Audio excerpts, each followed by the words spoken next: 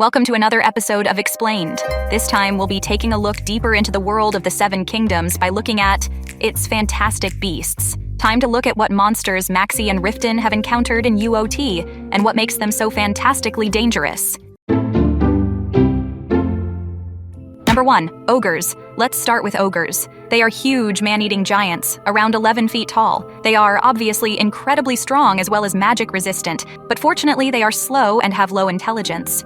Their use of tools is mostly limited to throwing rocks they pick up from the ground.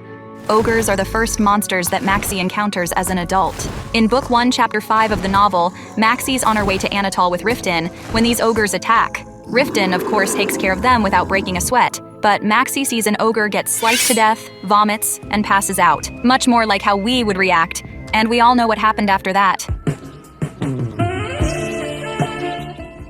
Number 2. Lizardmen. These creatures may have a humanoid body, but they are covered in scales and have the heads and tails of dragons. Lizardmen are more intelligent than other creatures and even capable of magic. Ruth teaches Maxie that they are not easy to slay. He says a single lizardman is more difficult than dealing with 10 trolls combined. And we see just how dangerous lizardmen are when one wounds Heberon in the monster battle. The wound is cursed, so it cannot be healed with magic. Even worse, the magic of lizardmen is different than human magic. So the only way to save Heberon is to kill the lizardman necromancer who struck him. Of course, our girl Maxie takes care of this single-handedly when she creates a rock slide to wipe out the monster army. There's not many female lizardmen, but Maxie sure showed them what a girl can do. Number 3. Kelpie.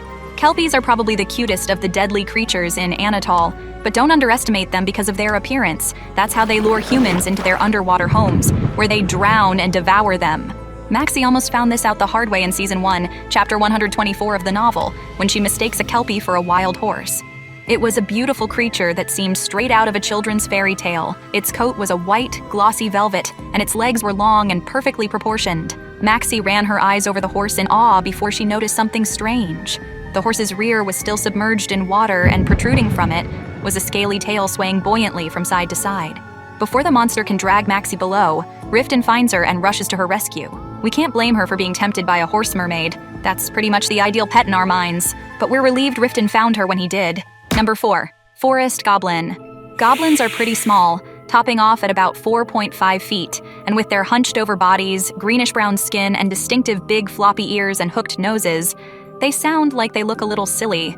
But don't make light of them, as Gable says after an attack. They might not be high-level monsters, but they possess astonishing collaboration skills, and they're a pain to deal with in large numbers.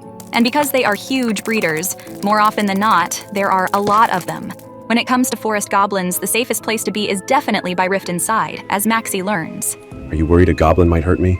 Riften snorted and gave her an incredulous look. Goblins are a nuisance, but they aren't dangerous. I'd say goblin raids are only a tad more bothersome than hunting rabbits. Rabbits? These sound a little more serious than a bunch of bunnies to us, at least. Number 5. Wyvern. Of all the monsters, wyverns resemble dragons the most. They aren't as massive in comparison. They usually don't get longer than 40 feet, but that is still about the length of a school bus. They don't have 4 legs and instead have wings for arms, can't breathe fire, and have low intelligence.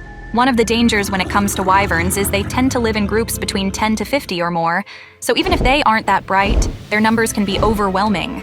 But Riften himself once killed 8 wyverns in one raid, the day he and Ruth met. His actions were incredibly risky and brave. Riften immediately launched himself onto the flying creature.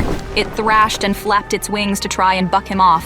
Using his hook and chain, Riften began to nimbly climb up the creature's back and plunged the blade into the wyvern's thick skin. Riften seems to have the upper hand until the wyvern launches itself into flight. He has to work quickly to sever the monster's wing joints to send it hurtling down, where Ruth slows his fall at the last minute. And this was considered a relatively small nest. Riften expected up to 20 wyverns instead. You can see why even though wyverns aren't as big as a proper dragon, they are still highly dangerous. Number 6. Dragon. Here are the kings of the monsters, the strongest beasts in the world, dragons. There aren't many left, with most believed to be hibernating just like Sector was before he woke up. Legends may portray dragons as friendly towards humans, but really most seem to be apathetic at best, and very hostile at worst. They are smarter than humans and can live for millennia, and unlike a human, they can possess an infinite amount of magic. Their special weapon is their breath, a destructive magic attack. They say the flames of dragon's breath can blow off the tops of mountains. It's the most powerful magic in the natural world.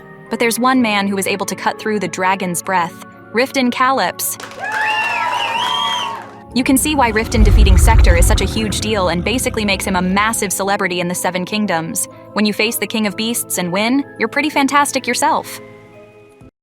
What do you think? Which beast of the Seven Kingdoms is the most fantastic or the most horrifying? Let us know in the comments, and don't forget to like this video and subscribe to our channel for more fascinating UOT content.